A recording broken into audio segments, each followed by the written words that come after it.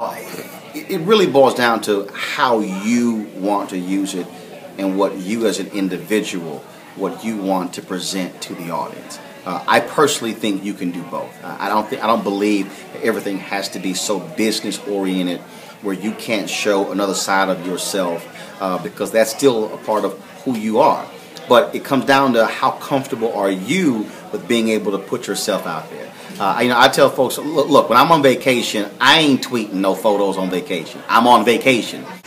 I remember when Sherri Shepherd was on her honeymoon, I was tweeting her, "We don't want to see your honeymoon pictures. Go to your man, girl." And so again, you decide how much you want to put out there. And so that's really what it boils down to. You have the power to determine really what the boundaries are for you in social media.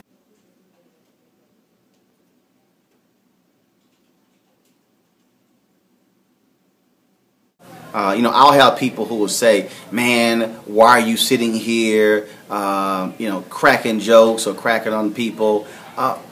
Because one, I can. See, I make it clear to folks, this is my Facebook page, this is my Twitter page, it's not yours. And in what I do, my job may require that at times. And so when I'm on TV1 and I've got a panel of 4 comedians, I'm not trying to get their impressions about what's happening in Iran and in Libya. And so I'm able to show a different side of who I am, but it also opens up different opportunities. Give you an example. Look at Brian Williams. Brian Williams MCs various events. People are like, "Oh my God, Brian Williams is funny." So what happened? He's over here singing the headlines with Jimmy Fallon. Then he's appearing on 30 Rock. He's on David Letterman. And so he is showing a comedic side of him, and people then all of a sudden begin to say, "Wow, I didn't realize that even existed." So I no longer look at him just as the straight news guy.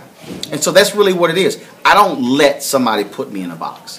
I think that's part of the problem when we allow someone else to define who we are. I'm not a comedian. That's not my profession. Don't mean I can't sit here and have fun. And people always want to put you in a particular box because they only want to see you one way, but there are other people who appreciate another side of you as well. Well, I would say a best practice is very simply do you. Because social media is very personal. And that's really what it represents. And so you have to decide who am I and what is it that I want to portray, what is it that I want to say, and you're not really speaking through somebody else's filter. Now, companies have their own individual policies in terms of what their employees can or cannot do. And so CNN has a social media policy when it comes to employees. Other companies say employees cannot tweet anything because they say it might reflect badly on the company. So it all depends upon what your company is, but absolutely you do you, because it's still your brand. It's still your particular space. And when I say the pitfall, it's the same thing.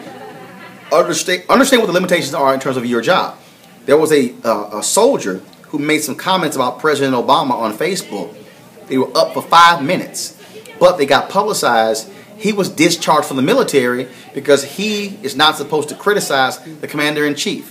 So you understand that. And the other pitfall is to understand that other folks may not get it in terms of one sense of humor, or may not get in terms of the point that you're making. And so you have to decide when just to cut somebody off. So you might block them. You might unfollow them. You might just say, "You know what? I'm ending this conversation." Blocking it totally ends the conversation. They can just rant against you on their own page, or if they got 5 followers, really, who cares?